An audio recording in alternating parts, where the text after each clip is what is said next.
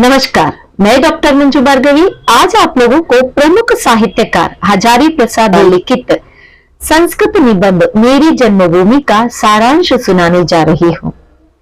लेखक अपने जन्मस्थल या जन्मभूमि ओजवलिया के बारे में बता रहे हैं।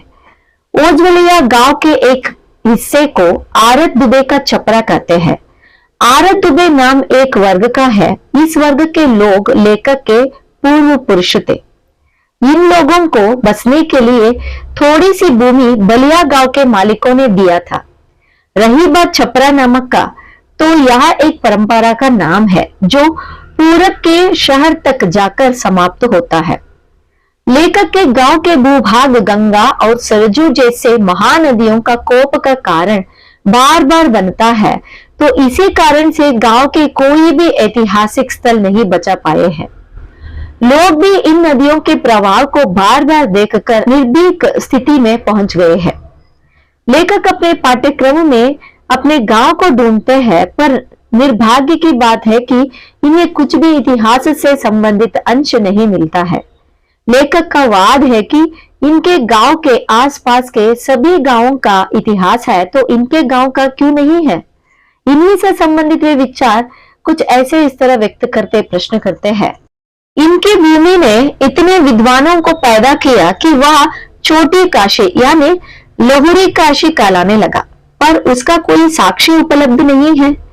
बुद्धदेव जहां गए थे उनका मानचित्र बनाएंगे तो जरूर इनके गांव को पार करके ही गए होंगे, पर उसकी भी साक्षी नहीं है। स्कंदगुप्त की विराट वाहिनी बीतरी गांव होते हुए गई थी। निस्संदेह उन्होंने इस भूमि पर कोई ना कोई महत्वपूर्ण घोषणा की होगी, पर उसका सबूत नहीं है। कुमार जी के पिता निस्संदेह इसी भूभाग के नररत्न थे, पर उसका भी सबूत नहीं है। गंगा और सरयू के जलनिपात को देखने कालिदास निकले तब रघुवंश के सर्गों में गांव के हिस्से के बारे में लिखा होगा, पर उसके कैसे साबित करें। इन सारे अंशों से लेखक बताते हैं कि इनके इस छोटे से गांव में भारतवर्ष का बड़ा सांस्कृतिक इतिहास पढ़ा जा सकता है। लेखक के गांव में बड़बूजे का पेशा करने वाली कांदू जाति है, जो संस्कृत कांदेविक शब्द से संबंध है। गांव से कलवार या प्राचीन कल्यापाल लोगों की बस्ती है, जो एकदम भूल गए हैं कि उनके पूर्वज कभी रजपूत सैनिक थे और सेना के पिछले हिस्से में रहकर कल्यवर्ता या कलेवू की रक्षा करते थे। लेखक के गांव की सबसे मनोरंजक जाति जुलाहों की है। जुलाहों के पुरोहित यहाँ साई कहे जाते हैं। साई अर्थात स्वामी। नाथ परंपरा में गुरु को नाथ या स्वामी कहते हैं। गोरखबानी में गोरखनाथ, मंचरनाथ को बराबर साई कहकर संबोधित करते हैं। लेखक बताते हैं कि इनके गांव के दुसाध बड़े वीर, विनयी और भद्र थे। ये अपनों को अब दुशासन वंशज बताने लगे हैं।